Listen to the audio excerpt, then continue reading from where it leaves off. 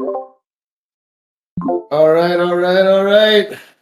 We're back for Town Hall number 20. I especially like how while the music is playing, Karam and Dingus are just like vibing on their cameras. That's the entertainment to the music. But yes, thanks everyone for joining in. This is Town Hall number 20. My name is Don. We're joined by Rumor and Dingus. You guys know them from the community. And we have Karam over here as well. It's great to see everyone joining in on a Friday morning, afternoon, or night, depending on where you are. It's about Friday night in India, in Dabba HQ. I'm at home, but Karam and Rumor are in HQ. But yes, excited to get into today's call and talk a little bit more about what's been happening and the progress at Double Land.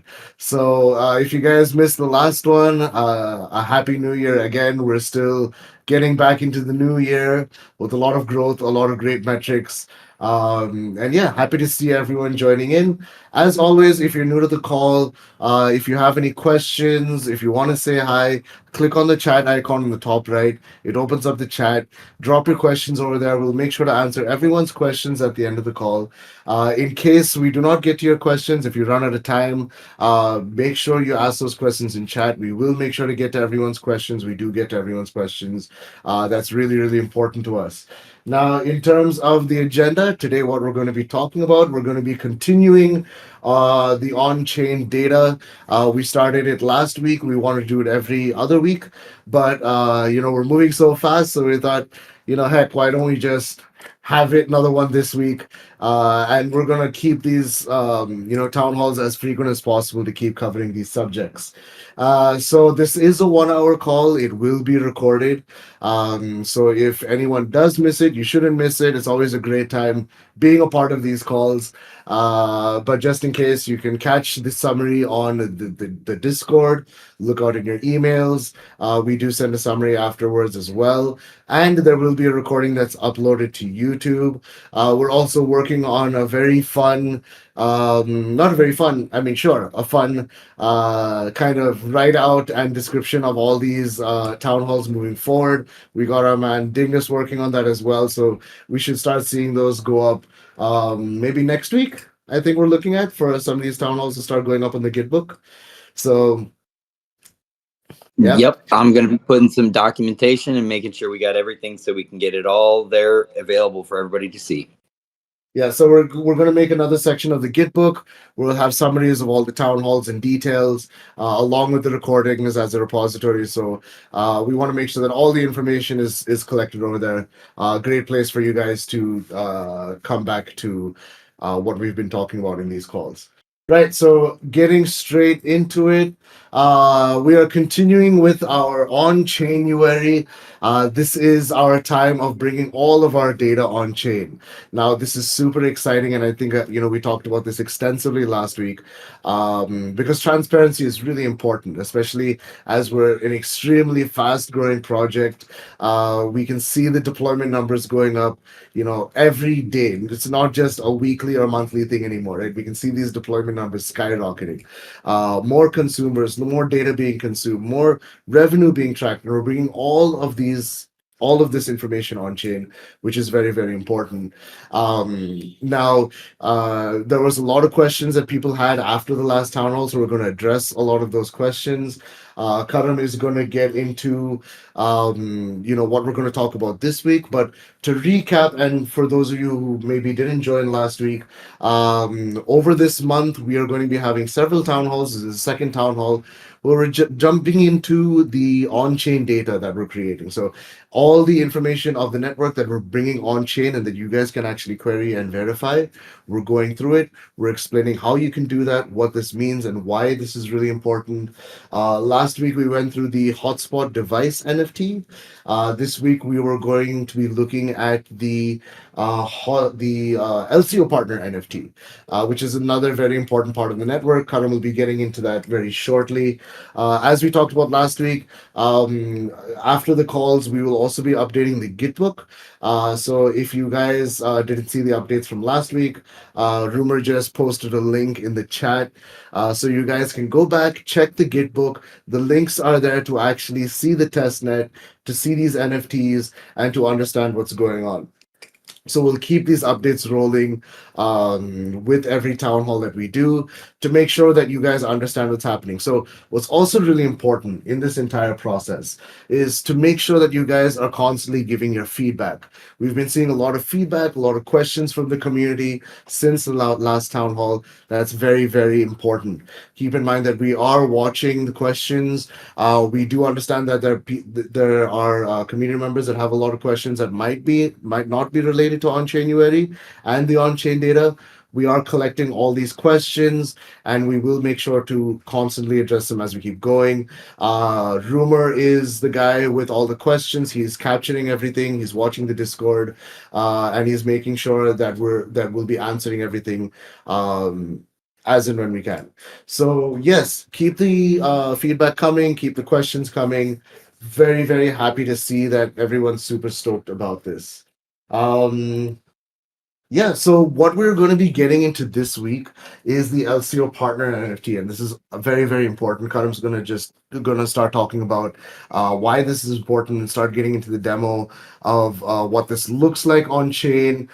He's also going to be introducing a couple of fun concepts, the playground, where you guys can actually verify a lot of this data, what some of these data points mean, and what how you can make sense of these data points. Now, Karam's going to talk about why this NFT is important, what it represents, what it's attached to. Again, if you guys have any questions, keep dumping it in the chat. We have Dingus and Rumo over here that's keeping track of the chat. They'll make sure that we address all these questions right at the end. So without further ado, Karam, take us through the new LCO partner NFT and why is this so important? Yeah, for sure. So, hi everyone. This is ongoing as part of bringing all of the data about the Dabba network on chain because we're committed to 100% transparency. And I think one of the things that shows it, and I think one of the questions that somebody asked that we'll get to towards the end of this is we're even putting invoice payments and everything online. A quick recap of what we did last town hall and what we're covering in this one. In the last town hall, actually, wait, let me share my screen. Dawn, can you stop sharing yours so I can do mine? I can jump into the Git book and then kick off from that point on.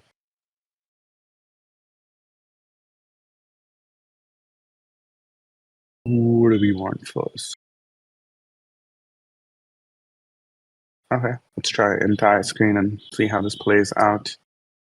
Yeah, we got our Slack and everything else. Okay, can you see my screen?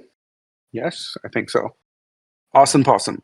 Okay, so first is we're updating the Git book as we go along.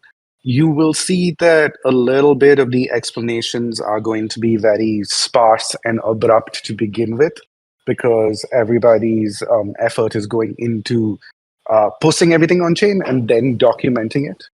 The second thing is we've got a playground that I'll walk you through that shows you how it's queried on chain and all of the data that's there. And ideally, that should be over time simple enough for everyone to understand so that they don't have to refer to the Gitbook to understand what's going on. We'll start putting in explanations in there directly. And you'll see that in a minute when I show you the thing. Basically, to cover what we did last week, the broad structure of how we post all network and project related data. And our goal is by the end of this month, roughly, the entire network and everything should be on chain. And when I say everything, I mean everything, right? Where hotspots are, who LCOs are, data, revenue, uptime, every single metric that we have will be available on chain. The broad structure of this is some objects in the real world are represented as NFTs. some things like bandwidth and payments, which take a lot of data and space to store on chain. We use Merkle trees for a more efficient representation. Same thing, because we're using compressed NFTs, we're using PDAs to be able to store more metadata that's going to be a little more malleable and updated more often. And for even more efficiency, because like in a PDA or in an NFT, if you're going to store something like a state, every byte that you take, and when you scale that across hundreds of thousands of NFTs over time, that costs more and more money. So instead, to save literally bytes, we will store a number that represents a city, and it'll be stored in a registry on chain. Contracts, the last sort of object of how things get represented on chain, are obviously things like the minting contract, staking rewards, etc. But these are really, best way to think about the contracts are they're the way that everybody interacts with all of the other objects. So the Gitbook in its main page just gives you a quick overview of this. Small explanation of how we store subscriber revenue and that sort of thing. You can see it on the Gitbook, but it's just way easier to show you the stuff on the playground that we're building. Okay, so first thing to note in this is I think the URL's been shared. Please keep in mind that we're building this as we're going. Its user friendliness and all of that will get better over time. The second thing to note is that because we're just focused over the next, say, roughly 1 week to 10 days in putting the structure online, all of the hotspots and all of the data is not yet there. So a clearer example of this is, let me just go to a device NFT. You'll see that we've only minted 100 hotspot device NFTs, right?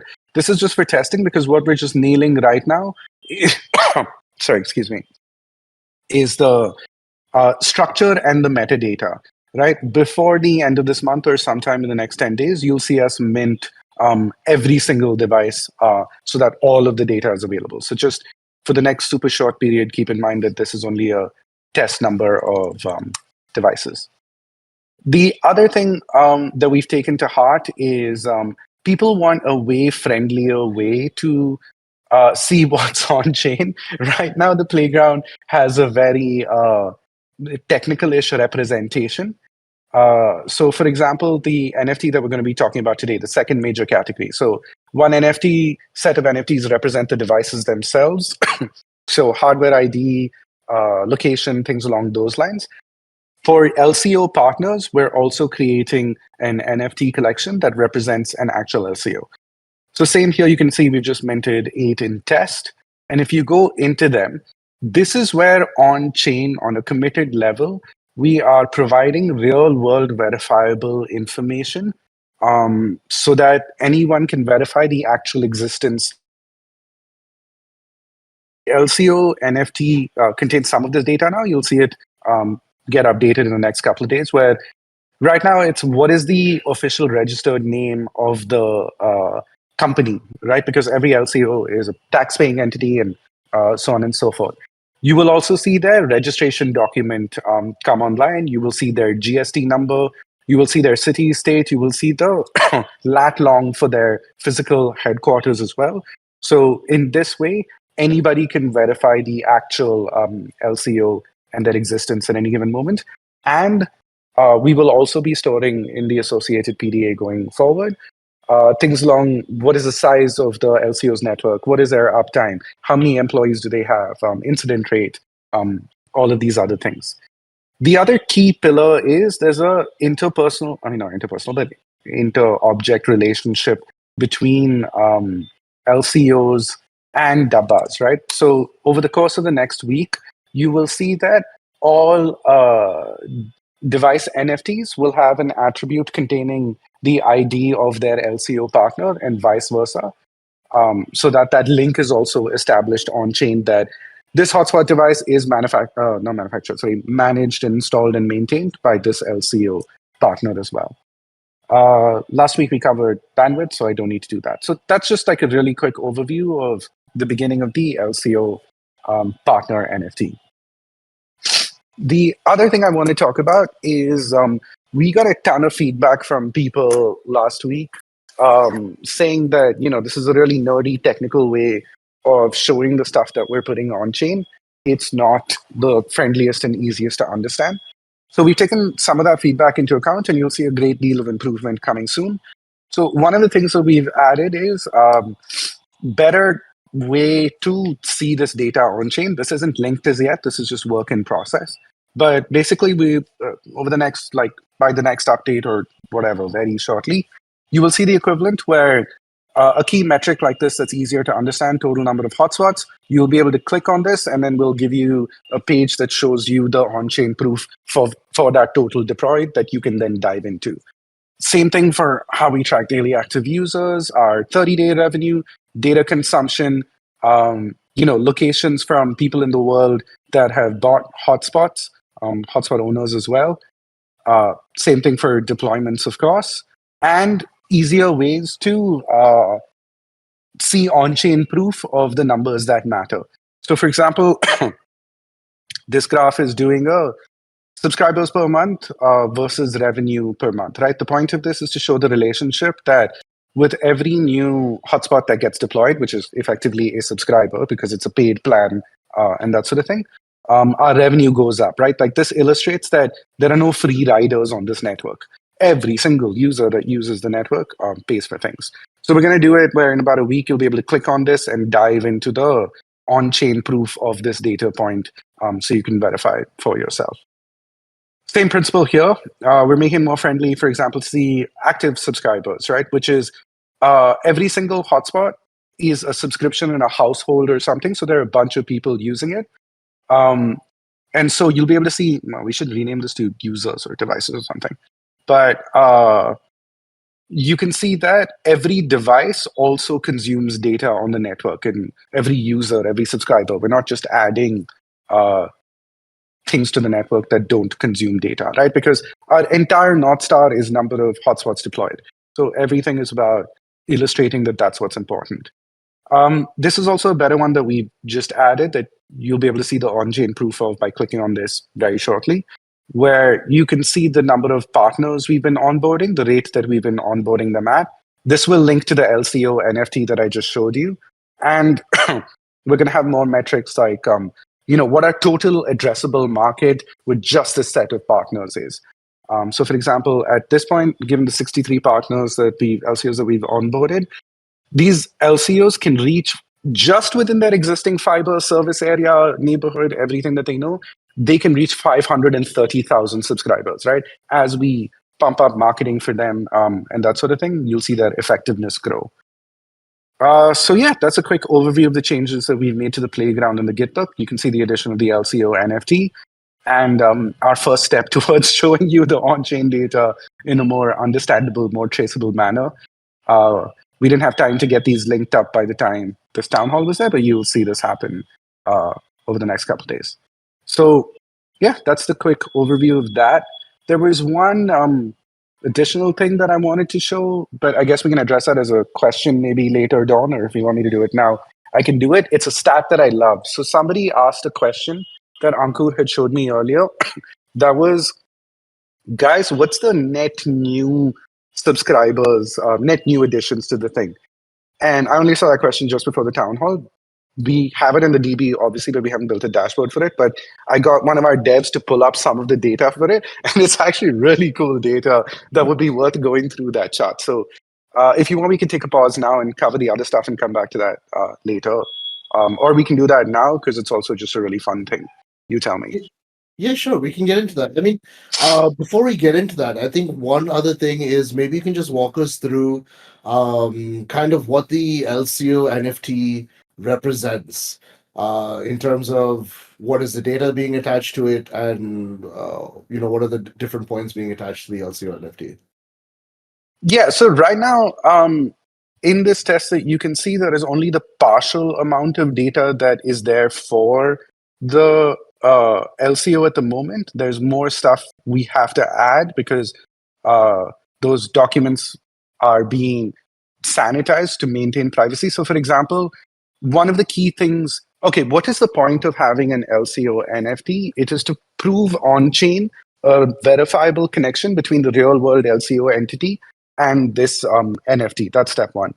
So as I mentioned, over the coming days, because we didn't have the time to put it in for this one, you will have, for example, the GST number, which is really important, right? That's the goods and services tax number.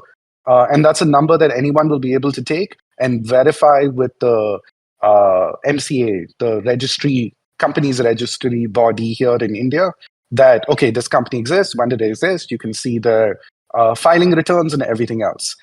We will also put their registration document online so you can see the kind of entity that they have, whether they're a private limited, whether they're a sole proprietorship, that sort of thing, right? So all the KYC official documentation. So that will come in the next couple of days. So one thing is to prove this real world business exists. Here's how you can verify it, including the lat long. We're committing and saying publicly, here, go check out that this person exists and this is the documentation. That's one. The second thing, and that's why we're building the pretty graphs and the other things that you're seeing, but we'll do a better representation of showing connections between data. The other thing that the LCO NFT will contain is the master list of data of all of the hotspots that are managed by that LCO.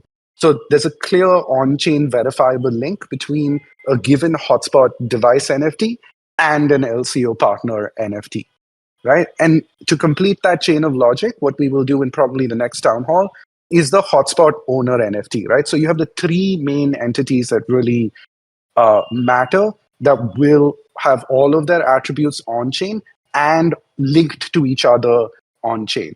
So you'll have the hotspot owner NFT, the hotspot device NFT, and the LCO partner NFT. So this will complete the core representation of the key stakeholders at this point on chain.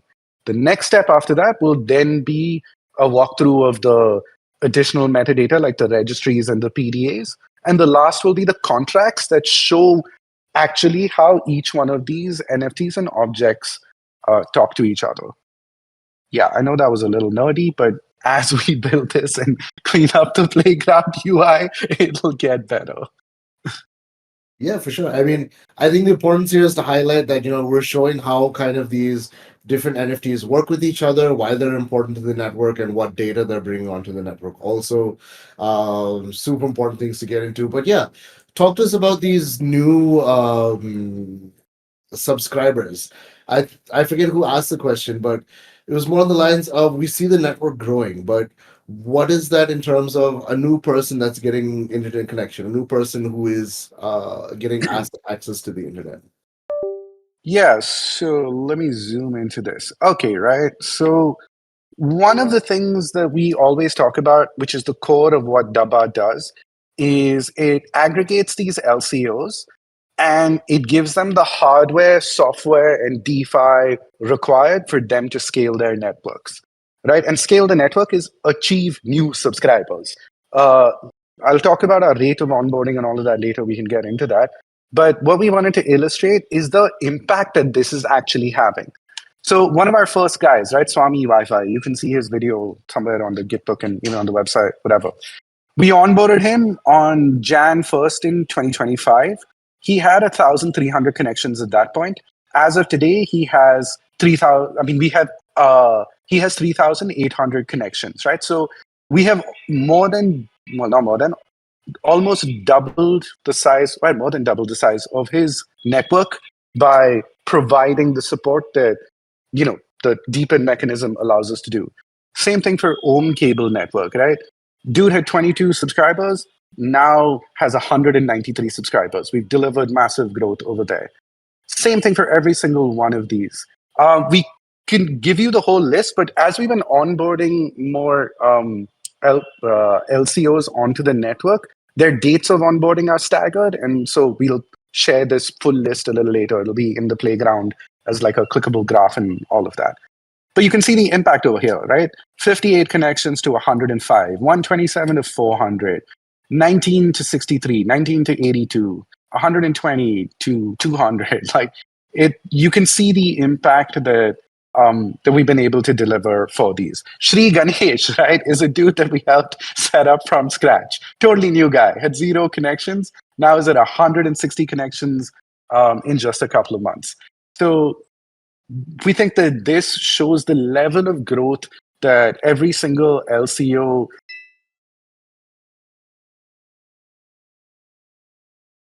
Uh-oh, did we lose Karam? You cut out. Rumor, you want to just turn around and see if Karam is still connected? Rumor, you're muted.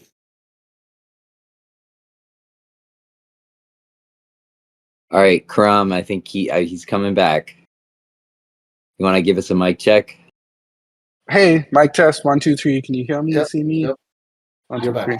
Oh, sorry, yeah. UPS switch. Power went out, UPS kicked in, so everything died for a second. Um, yeah, lots of problems to solve in developing countries, including reliable power. um, sorry, yeah, so I don't know where I got cut out. I guess I sort of shared the concept by and large. Yeah, I think you're talking about how, just the difference that this is making to these LCOs and the growth that you're seeing. We just talked about how an LCO from zero has um, built out his network as well. Yeah, like I mean, it's just to illustrate that we're not growing. Like your support, buying these hotspots, building out this network is not just growing somebody's business by like 20% or 30%, right? You're seeing multi-X growth happen in a period of a couple of months. And I should have graphed this with the time, but you'll see the trajectory of that speed and velocity improve as well because it's a flywheel. So I loved whoever asked that question. Thank you for that. Like it really got me to dig in. Because look, our North Star that Don and I were talking about earlier in the day is number of deployments, right? So our focus is at top line high number at all times. And I never really paid attention to what is the net new versus the brownfield being bought in and things along those lines. And thanks for that question to like kick it in. And it was a really good illustrator to be like, yes, this works. You're delivering there is nothing else. Let me put it this way. There is nothing that LCO could do, including mortgaging his house, that would deliver this kind of growth for that guy. And there are 150,000 of these to empower, right? Um, yeah. So I just thought that that was seriously cool. Thank you for whoever asked that question. You made my Yeah. day. Awesome numbers to see those like in black and white, just to see the kind of growth that you've provided to these LCOs. It's like almost like a no-brainer once they've seen, wow, you can really do this for us.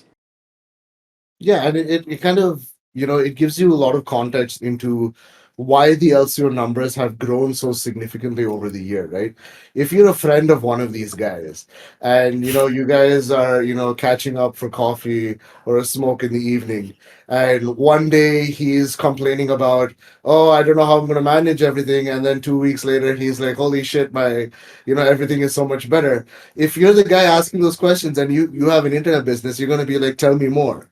And that's literally what we've seen across the LCO network, right? That's what we've seen, this kind of snowball effect that has kind of happened across these LCOs and these deployments. These success stories have gained this kind of viral word of mouth across these small businesses. And everyone wants their business to succeed, right? Nobody wants a handout. They just want guidance, they want assistance. They want the next best thing to make sure that they can compete in a market. That's very, very important for them. And yeah, proof is in the pudding, and it's great to see that we have this data on chain that we can see right now. The other great thing I like about this, and this comes back to kind of the playground, um, and the explorer that we have, and kind of our thesis behind a lot of the stuff that we do in terms of like the different charts that we put out, and the way Karam was explaining it is trying to give as much context to these data points as possible, right? What does it mean, like showing you visually or graphically, what does it mean when an LCO comes onto the network? What does growth actually mean? What does it look like to a person? To visualize that is very, very important, and giving context to it, which is why in a lot of these graphs we've compared multiple data points to each other, so you can see, okay, if you get new subscribers, what does that mean to another data point? If there is more, if there's more data consumption, what does that mean in relevance to another data point? So this is super important to us because we also want to make sure that we can give people more context. We understand that these are complicated, figures for a lot of people, and we've seen this from the feedback that a lot of the community members have given from the last town hall. So if you guys do have ideas, maybe different visualizations you think that would help, you understand different parts of the network, let us know. We would love to get into it more. Another thing that we want to bring up as well is we do understand that the documentation that's going in for a lot of this on-chain data is very technical and maybe hard for a lot of people to understand. So we are making sure to create kind of a glossary within the Gitbook. Rumor is working on that, so he's putting down descriptions of all the different parts of these on-chain data. So explaining things like the WD number, or what is what is a Merkle tree, all these different things. They were just putting down a glossary. So if you guys really want to deep dive and understand these things a little bit better, it makes your life easier. So if you do have any other more suggestions, please do let us know. I also want to call out one of our senior devs is in the chat. So if I noticed that, and I was like, oh, it's great to see him here. If you guys see someone called Chan in the chat right now, he's actually one of our senior devs, and he's answering your questions as well, which is great to see. So hello, Chan, and thanks for joining in and answering some of the community questions on a technical call like this with the marketing guys talking about it. So it definitely does help us. But yes, again, super excited for bringing data on chain, and kind of explaining this to you guys. So again, keep asking your questions, keep giving us your feedback. We want to make sure that we can make sure everyone understands what's going on. The playground is a great place to start. You can start looking at all these different points of information and understanding it better yourself. Let me just get my screen back up. Can you guys see my screen? Yes. Awesome.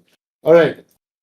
So we went through the demo. So, talking about what is next. I'm sorry, before I get into what is next, Carmen, is there anything else you want to talk about, or just wrap up on, the on-chain data, where we are at so far? Anything else that hasn't been covered?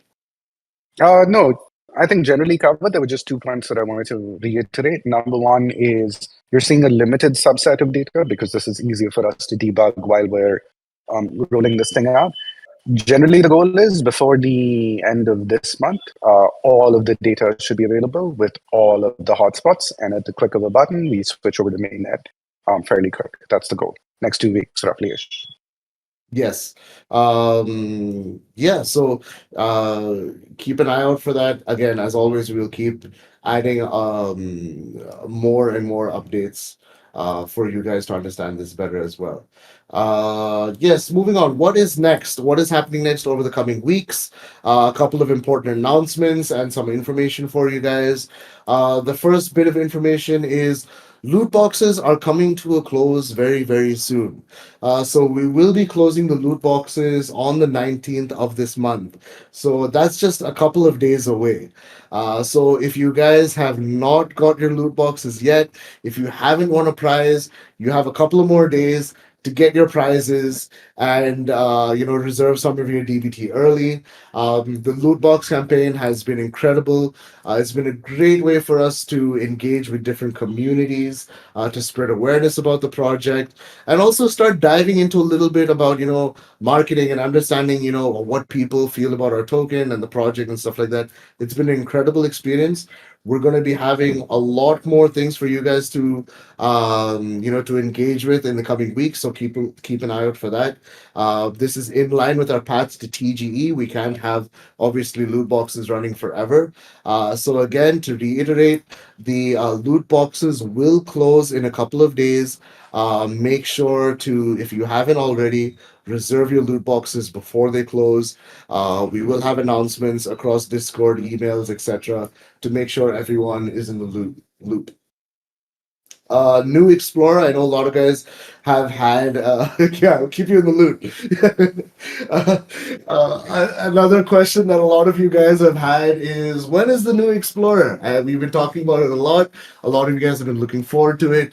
The team has been working very hard at the New Explorer, especially incorporating all the information. Some of the information that you guys have been seeing, the on-chain information, making sure that we have exciting graphs and representations that give you a lot of insight into the network. So it's not just like an Excel sheet with a bunch of numbers, but actually something that will help you understand what these different data points mean, why they are so important, and what that means to you as a hotspot owner as well. Now, we will have a demo of the new Explorer after we finish on January. So I think probably maybe in another town hall, a town hall or two, we should be able to wrap up on January and all on-chain data. What do you think? Are we good? We're looking good for Yeah, that? yeah. On January is for on January only. The goal is On before the January. new. Yeah. I think So I think we all talk to Abhishek too much. He's probably in the chat and all these words are just we have a mind virus from Abhishek at the moment. But yes, I think another town hall or two we should be able to wrap up all the on-chain data and move on to other topics. The next topic, once we wrap up with on-chain data, we'll be getting into the new Explorer. So make sure to keep an eye out for that town hall. As usual, we will keep having updates regarding that. Where is my mouse? There you go. Gitbook updates, another big question that the community has had, and they've been asking a lot of questions. So, in terms of current updates, we're going to be rolling out these updates slowly and surely as we're approaching TGE. Current updates will be in details to on-chain URI and all the on-chain data that we're bringing on board. So you guys already saw through the links that we posted. You guys have access to the playground, information about these NFTs, and where you can find them. Now, even to the information that we already put on, like I discussed before, we are going to be adding in more information and more details about what this means. Like I said, Rumor is putting together a glossary. He is also collecting feedback from all you guys from the Discord. So if you guys have questions regarding the Gitbook, regarding tokenomics, he's collecting those questions as well. Now, I know you guys do have additional questions in regards to the Gitbook and tokenomics for things like foundation, burn mechanism, churn, reward distribution, etc., etc. I just want to let you guys know we do hear those questions. We will be getting to those questions. We do have the answers to those questions, but we're taking everything in an orderly fashion. We don't want to dump all the information at once because we've done that before and we know how much confusion that leads to. So we're going to take it one step at a time. We'll finish on January, another town hall or two, and then we'll be starting to get into the new Explorer. We'll start getting into Gitbook updates. And as we said before, we will make sure that we will have updates and any new topics that we'll be introducing. We'll make sure we introduce it with time for the community to give us their feedback and ask their questions. So that's important to keep in mind. I know a lot of you guys have questions. Keep those questions coming. We will keep answering those questions. Duh, duh, duh. Other important things to keep in mind. Some of this I talked about in the last town hall. Now that we have more on-chain data coming out and more access to this data, and a lot of this data can be queried, keep a lookout for third-party software and other things that people could be putting out there in terms of research, etc., etc. Keep an eye out for announcements on these things. This is another very exciting thing. We look forward to seeing things like third-party dashboards. I think Buckup had a great idea of a game that someone could make. We would love to start putting bounties out there for people to make these ideas become a reality, and the first step is to make sure that that information is available. I think very soon in the coming months we'll start building out our dev rails and stuff like that, so people can really start diving into this. So that's going to be a lot of fun, so keep an eye out for that. This yeah, is and a I think very Yeah, one thing sorry. that we didn't mention is, so when talking about third-party UI and software, one of the things we also realized that we did a crappy job with earlier. We should have done this earlier. And I know whatever. We should have done it earlier, but now that we're putting it on analysis and research firms that have wanted to do reports and all of these things on Dabba, but they're like, dude, where are the dashboards that I can rely on that are on chain that I can link to and the rest of that, right? So you'll see greater and better credible coverage and reports on Dabba from a lot of people now that they have a way to actually be able to query, verify, and use the data in their research reports. So I think that's one of the things I'm really excited about. A lot more people will be able to take and explain the value of what we're doing. I mean, I'm just waiting for Telecom Tycoon. I'm looking at Buckup to make that happen. I will. Yeah, we would be willing to co-sponsor a bounty. What co-sponsor? Dude, Telecom Tycoon has been on my mind. Like, I really think it's a great idea. I will make sure that gets on Steam and everyone can get access to that game. We will make that game big. So yes. But in Dabba's spirit, it should be on early access and wish list. Early access. Give GTA 6 some competition. But yes, that's a really exciting thing. That's something that has been exciting a lot of us across the board, right? Whether it's from the marketing side for us being able to reach out to more, research institutions, more, other projects, other dashboards, public dashboards are out there. From the dev side of getting more, having, starting to build out a dev community, etc. This is the first step to a lot of great things that we see happening, and that's why we're so excited about this. The next one was about tokenomics updates. I just talked about this before. So I know you guys do have a lot of questions in regards to tokenomics, from the foundation to general tokenomics questions, burn, etc. We will keep adding those updates to the tokenomics once we're done with Onchain and have those open discussions with the community. Very, very important.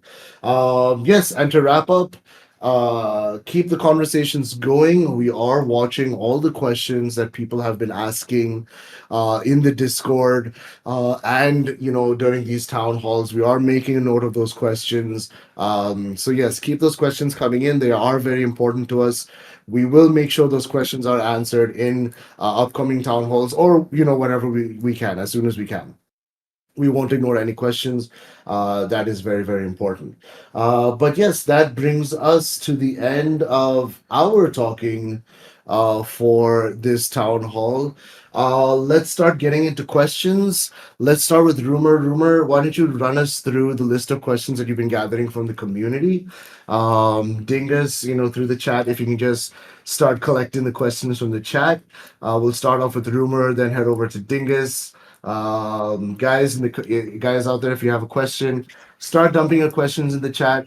We'll start answering them now. Go ahead, All Rumor. right, so I'll start off with the pre-recorded questions that people have shared in the Town Hall AMA channel. So first one, out of the deployed hotspots, few LCOs form a majority. What are the risks with the concentration of these LCOs if another ISP such as Geo or Airtel, if they offer higher rewards to this LCO, they will have an option to switch, which could probably negatively impact the numbers. How are we looking at a situation like that? Wonderful question. I really like it. So, couple of things there. Given the scale of the number of LCOs, you're going to have a massive long tail. Yeah, certain will be dominated by bigger ones because it's a Pareto curve, right? It's a power law like any other tech business where it steeply falls off. So there's always going to be a balance between those two. One of the things is because you can see the speed that we enable smaller ones to get net new subscribers, more revenue. I think you will see us bring a lot of consolidation about within the LCOs themselves. In fact, they're going to have sub LCOs and that sort of thing, which you'll see roll out over the next couple of months because these are all social networks in some way. Everybody knows everyone. Everyone is part of the MSO and LCO Association of India and all of these things, right? So one is that. So we're not too worried about big LCOs dominating or anything like that. 150,000 operators are going to coalesce This is a great thing for the smaller ones to be on the network as well, because it's an opportunity for them to be acquired and that sort of thing by the bigger ones, right? So these dynamics are good at the moment. The second one, which is what about Geo and the rest of that? Two things to note, right? One is the giant telcos treat these people like garbage. They all have terrible deals with them. They don't care about them. They want to be able to roll out only under their own people in their own workforce and that sort of thing. They are not good partners to these guys. This is why we're able to switch so many of them over. The second thing worth noting is, as you can see, the variety of the LCO network size is proportional to their success as a business and their income as well. A lot of these guys are getting to be part of Dabba because we're building something that's going to help them scale dramatically, provide them social validation, give them better technology, educate them, put them. So one of the things an LCO, a successful LCO, because he's a successful businessman in his neighborhood and that sort of thing, also wants social validation and a sense of community, right? Which a telco is not going to give them.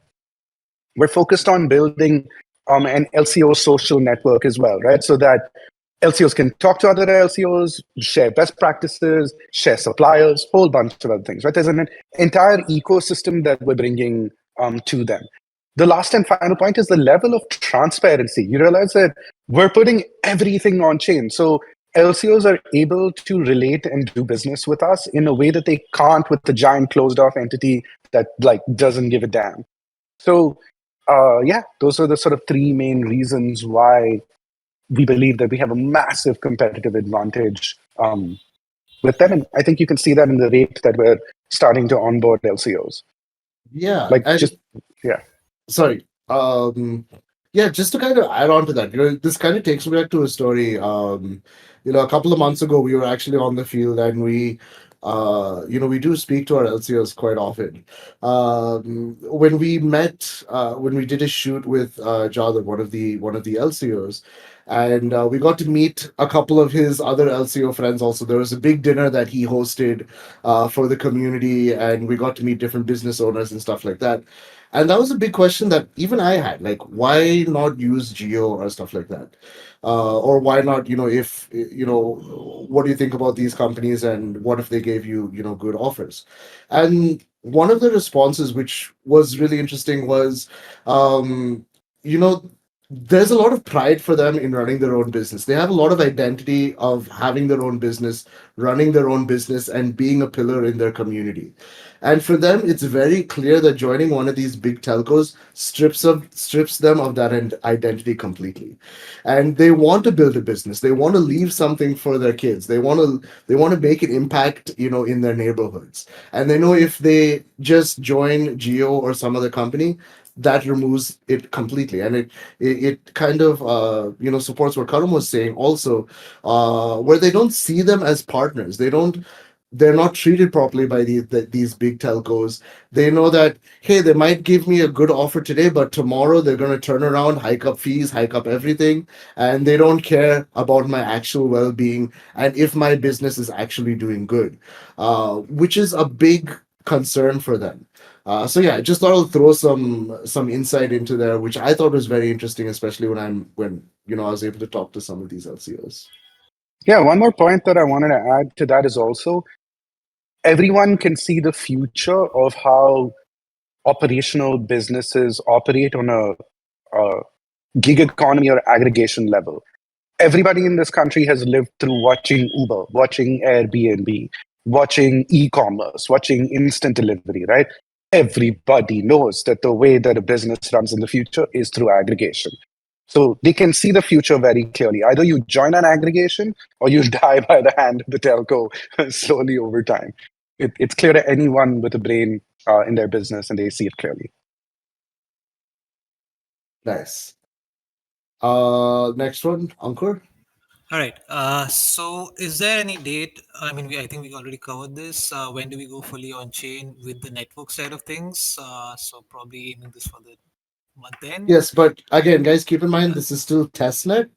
So yes, like what Karam was talking about before, we have a limited number of hotspots and NFTs that are being minted and put on chain right now. This is to make sure everything is working together.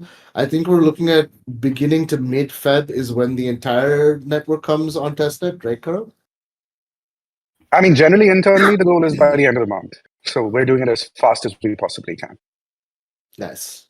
If it, So I mean, with all things, takes a little longer, so it bleeds into mid-Feb, but the goal is end of this month.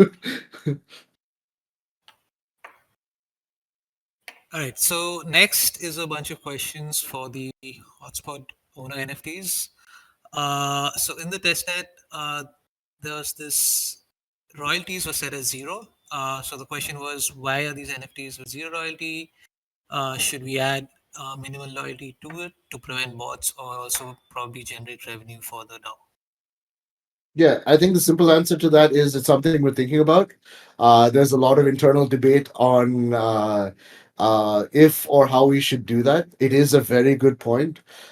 We do see the value in, there could be value in attaching a royalty to NFTs, maybe bringing some of that, money back to the community, etc. But it is something we have noted and we're talking about internally. So yes, great point, great idea.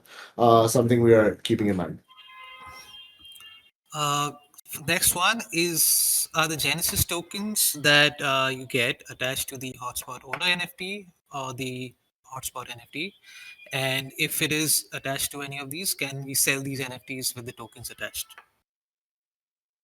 Yes, you will be able to sell the NFTs with the tokens attached, for sure. That is part of increasing the tradable fun of the NFT, for sure. All right, here's a fun request. Can I personalize the names of my NFTs? Can I like rename it instead of the three randomly generated words? Charge me in DBT. I'm willing to pay. I just want my own words to cover my patients. I think it'll be a lot of fun. My only concern is I know there's a lot of degenerates out there. But I mean, I think it would be a lot of fun, people naming their own hotspots and coming up with some fun names. You never know what can come out of it. I think it's a great idea. Mukarram, what do you think? Yeah, love the idea. Along with royalties, it's a in with a bin of other things that we would want to put in. I love the idea personally. Yeah, I think Shubs hit the nail on the head when he said, "Can banned words be implemented if that becomes an option?" See, this is what Yeah, I'm bad talking words about. come This is at a exactly premium price. Premium price. premium That's price. also. Hey, did we explain? Shubes is not on this call because he's on a plane right now. He's traveling. I think we totally forgot to mention it, but otherwise, We were because I just so missed the shit focused on posting. this town hall. Yeah, we completely missed the memes in the chat from Shubs. But yes, thanks for pointing that out. Yes, Shubs wasn't able to join us because he's on a plane and he's traveling. But considering the frequency of these town halls, you're going to see him in the next one very, very soon. Yes. Ankur, the next one? Yeah. So from the playground, now questions basically what is a WD number? Is it a double light ID? What happens if a hardware needs to be replaced or repaired to that number? Great question. So, yeah, a WD number is a unique number per piece of hardware that we use internally to identify. It's one of the key points that we wanted to add is the metadata. So, not only will you see that ID on chain, but you'll be able to come to the Dabba Explorer, plunk that in, and see the association between the two. Hardware failure, yes, it is on us and as part of your lease to replace the hardware should it fail.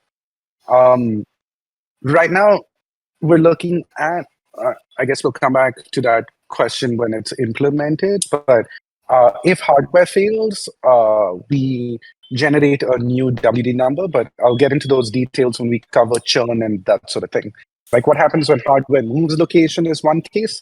Another case is what happens when hardware itself dies and is replaced. The third is because thousands of routers are being shipped, what happens when one gets lost and is unaccounted for a period of time as well. The other thing is there are some places that are going to have more than one WD number because it might be used as a range extender or it's like a residential complex. So you'll see another thing over there. Roughly in the next week or so, as the LCO and partner NFT get updated with their new attributes, you'll see the clarity on how that's going to be handled specifically. Nice. Yeah. And just to add on to that, again, we know that there's a lot of technical information with the playground and on the Explorer, sorry, on the Gitbook. A glossary will be added with more explanations to what these different things mean. So keep an eye out for that as well. All right. Next up, what is the currency in the invoice? Can we have it in USD? That, Yes, that is something we the moment you saw it, we're like, huh, that's actually a good point. No, it's not. We'll discuss it. It's a No, terrible no. point. In the sense, Sorry. not in USD. It obviously should stay in INR. The one thing that we thought would be probably a good idea is just putting a rupee symbol on the invoice so that we know that it's rupees and not USD thing. That's what we meant because it's just a number right there, right? You don't know what currency it's actually in. Yeah, we can't manipulate the invoice in any way because we want it to be a verifiable piece of information that you can actually track down to the real world payment for it. So it'll have to be in rupees. The only thing that we're doing to it is to maintain privacy, redact some personal information like phone number, actual customer ID, things along those lines. But yeah, sorry, it can't be in USD. following up from that question, yeah, with the growth in revenue, is it possible to have earnings per hotspot chart in the dashboard? And how does this grow as the revenue grows? The earnings per hotspot. Yeah, you're gonna see in the logged in view of the Explorer for your hotspots, earnings for hotspot, for sure. All right. Some locations are inactive in the Gitbook link. Uh, why don't they have historical invoice? Are older invoices replaced? What happens? How do you track long-term historical payments for active or inactive connections? Yeah, great question. So two parts to that. The first is ignore if you see inactive, active, or anything slightly off about the data that you see on the testnet. That's the point of it. We care more about the representation of the NFT and that the data is being stored accurately and updated and correctly mapped to the DB and it's live and that sort of thing at the moment. So if you see it, don't worry about that. The second is let's talk about historical payment data and how that's handled. Okay, there are two things to understand about this. First is when the NFT has been created, the last invoice will be in the metadata for it. Every time a new payment comes in with relation to that hotspot, you will see an event that we emit. And when you query the chain for the object and the list of events associated, you will see another invoice as well. So we'll have a demo of that on the playground. So you will be able to get historical data of all payments made. That being said, you will only get historical data of payments made after the LCO was onboarded because we don't have access as yet to the actual invoices and that sort of thing. And we're not going to scan those because each LCO in a tiny town and like all of that. So from the date that onboarded, every payment that is made, you will see historical invoices. There will be the core NFT and there will be the events emitted against the NFT. So the full history will be available. Nice. Nice. Wi-Fi plans are varying across LCO customers. Given this situation, shouldn't we be burning DBT based on revenue that these generate instead of data consumption? I will speak first, and then Don will have many things to say, most of which will contain the word "shut up." We'll talk about it in the tokenomics and the burn town hall that we will have a dedicated thing for. But yeah, plans vary dramatically for a dramatic number of reasons based on the demand, size of the LCO, and that sort of thing. So one plan In town A might be cheaper, but you get a faster internet connection. In town B, it might be 5 times more expensive and you're still getting a slower connection. That's supply and demand. Even in small LCOs and in super small towns, it's like, you're my cousin, so this is the rate. You're my friend, that's the rate. I don't like you, so that's the rate. Because these are micro businesses that are growing, right? Some of them don't even have formal plans as of yet. So you'll see that normalized over time to make things more fun and lean in the direction that you were saying in the question. But we'll discuss this later, which is we're also starting, not even starting, have implemented OTT packages, right? So you get streaming services bundled in with your thing. You get a streaming box. There's going to be telephony, normal services as well, and that sort of thing. So there are going to be multiple levers of revenue and subscription. So we're thinking through what is the best way to represent that from a burn perspective, and we'll be having once on January is done, Explorer is done, and probably the Town Hall immediately after that, we will have the burn tokenomics Town Hall. Yeah, pretty much. I mean, again, one thing to say over here, guys, in terms of the updates for tokenomics, it's not going to just be one town hall or one update that happens to tokenomics. Like we talked about before, it'll be a continuous thing that we'll be doing up to TGE. There will be amendments and slight changes and clarity that will be adding to the tokenomics up to TGE. That's very important. But great question. We, like Karam said, we all have a lot of thoughts about this on how we're looking at revenue. Exciting, super excited to jump into that in a future town hall with future updates.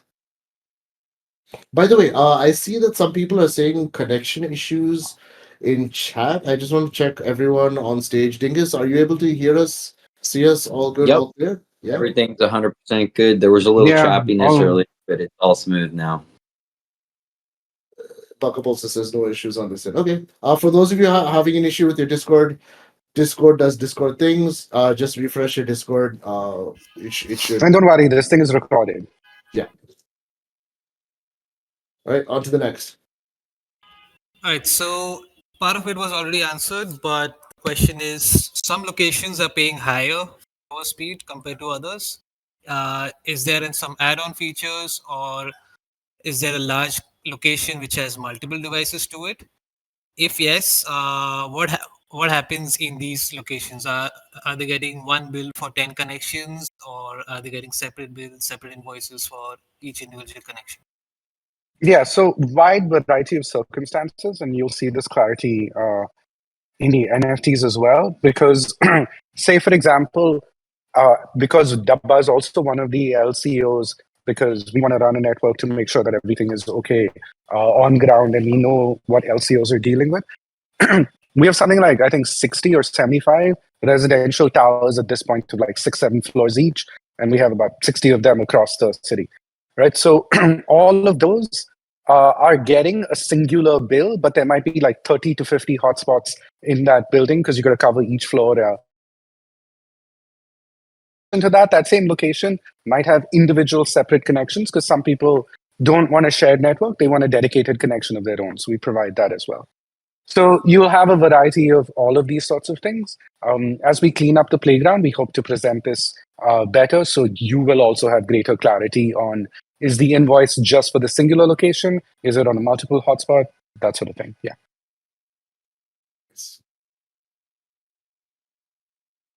All right, so next ones are like more on the tokenomic side of things. I'm just sharing these. We'll probably go more in detail on these in the tokenomics town hall, but we're taking these points already, and I've already had discussions and solutions for these. Some of the questions are onboarding fees burn, when and how much will it be burnt? Will it be all at once or over time? UBI distribution, is it based on hotspot ownership? Is it based on the hotspot deployed? And another one about a discussion from last week's space about InfraFi versus Deepin. Have you guys considered anything around USD to get an API model? Could that attract more capital and help sell out more hotspots where it's not reliant on a token but more on a revenue-based API? Yeah, great question. So InfraFi definitely will be things that we will be able to do once we have all of this data on chain and we're able to integrate better with third parties and other people that can build apps on top of things. Um, at the moment, because we want to be dead sure that we are compliant on every level, we're being super cautious of the types of things that we can offer for people to participate in. But you have a very valid point, and you will see these new channels and avenues open up once things are pushed on chain to mainnet. So we're interested in it. We just have to be have the right structure of how it gets implemented.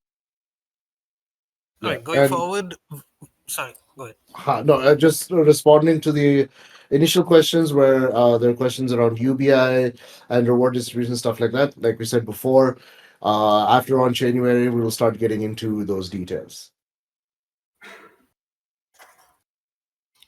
Yeah. So with all this data coming on chain, will there be any upcoming analytical reports? Are we looking at Dune dashboard, Masari dashboards, any other analytical platforms we're looking for the Keep distribution? your eyes open. Yes, you will see a lot of fun third-party reports and dashboards coming out there. We are super excited about it, as we talked about before. Yes, just keep an eye out for updates and announcements from us. Can end users, customers of Dabba Wi-Fi pay for their data in DBT? Yeah, Yeah, for sure. They will get discounts on their data. They will also be able to use it to pay for other online things and services like streaming and that sort of thing. Totally the plan to build an ecosystem there. Couple of questions on Genesis rewards, basically about fractional hotspot ownership, staking rewards, and if you can buy hotspots using them. Again, these will be for upcoming town hall. Uh, how are things with the lasers and the monkeys? This saucy Janet? I replied to Yeah. this with an emoji of monkeys dancing. Good.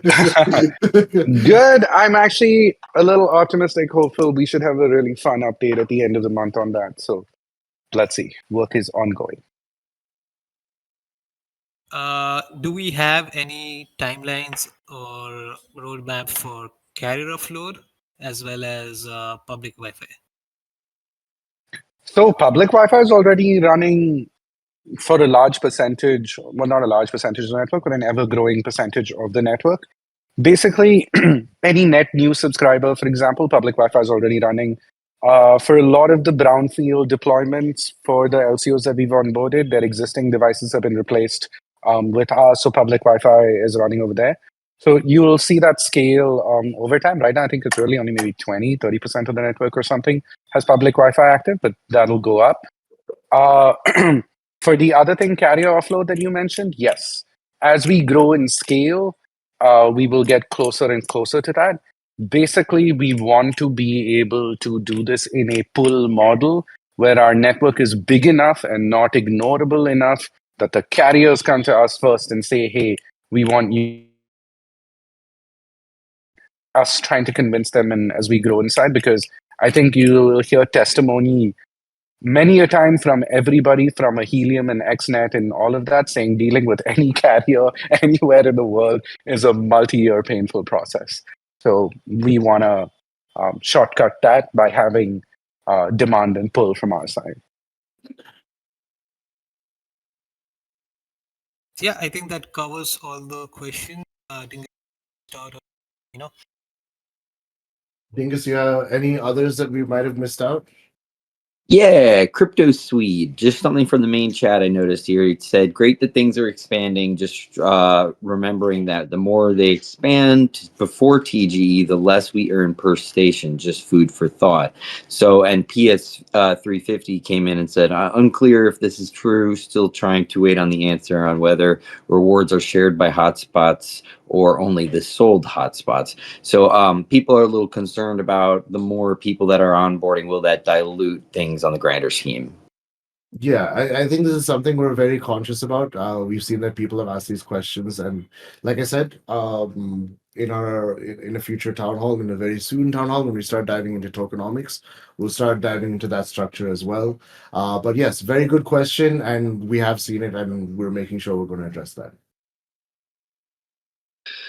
And yeah, for the most part, honestly, Rumor got a lot of these questions down in the main chat pretty much, or sorry, in the town hall chat squared up. I was just going through general, just double checking everything. And yeah, it looks like you've covered, for the most part, any of the issues.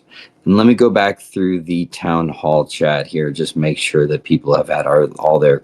Okay, yeah, after the loot box, we know when that's happening. TGE. Yeah, I think you really covered all the bases. Awesome. I think there's one last question from Snapdaddy. Can you explain how the on-chain device registry and bandwidth verification works in the Dabba network MVP and how it benefits network transparency? Yeah. So we will do a better job going forward of the visualization of this. But so the on-chain registry is just a way to save money because it costs you money to store every piece of data and update it on-chain. So, for example, an NFT, each attribute, like the name of the NFT or the WD number or any piece of data that you add to it, takes a certain amount of bytes to store that string value, right? The name or whatever it is. So, since you're going to do hundreds of thousands of them, you want to store as little, use as few bytes as possible to store whatever important data you want to. So instead of every single NFT having the city name, for example, you'll have 10,000 NFTs that have the city name as Bangalore in them. To save a couple of bytes on a massive scale, we will assign Bangalore City ID 1, for example. Right? So instead of using 8 bytes to store the word Bangalore, you're using 1 byte to store one number. And you have another contract that just is a table of city name and city ID. And so it'll be Bangalore 1, Bombay 2, Delhi 3, that sort of thing. So the on chain registry is just a mapping of the numerical save data in the NFT to a more readable human format. That's all that it is. Um, the second thing was, how does bandwidth verification work? Yeah. So we will put in a better animation or visualization of how bandwidth verification works. But basically, think of a tree structure that has nodes and leaves, right? You have a dot, and that dot breaks up into two dots, and further down is a tree. Each leaf in that tree structure contains two pieces of information. Uh, an NFT ID for a hotspot device NFT and the amount of data that it consumes. Those two values are hashed together and stored as one long hash string. And you do that for every single hotspot. Now, the combination of these hashes result in the tree, and you get a root hash right on top. So if you want to verify that when Dabba posted this bandwidth info, you want to come back one week later and see, hey, was this data manipulated in any way or changed or anything? You can just take the hashes of each one of those leaves and compute it for the entire tree and see that each value matches. And so you know that the tree hasn't been messed with in any way. I feel like that was a sadly still complicated technical answer, but that's really just what it is. We'll do an animation so it's clearer. Once you see it, you'll get it. Nice. Also, I pulled another question from the chat here. Odie615. Any updates or additional thoughts on allowing pre-TG reward points to be traded for additional hotspots or the option for offering fractional hotspot ownership as staking rewards versus DBT? Yeah, so I think hotspots for uh, for their Genesis rewards instead of actually injecting. Yeah, I mean, again, this falls in line with some of the things that we're considering. I know a lot of people have had a lot of ideas about different ways they can use Genesis rewards also. In fact, we were just talking about the same thing today as well. So yes, it's a great idea. It is something that is that we would like to consider. We'll be talking about this more on a later date. Um, yeah, I guess we're at the top of the hour. Da, da, da, da.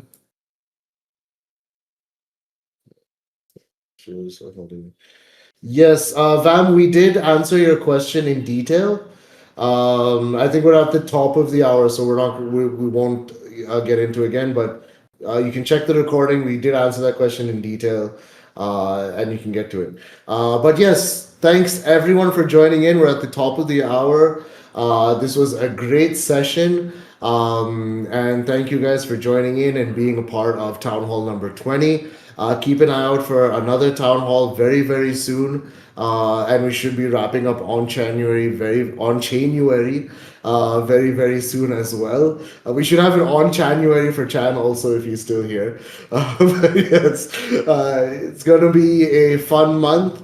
And the coming days with more and more information that we'll be getting into. Keep an eye out for updates.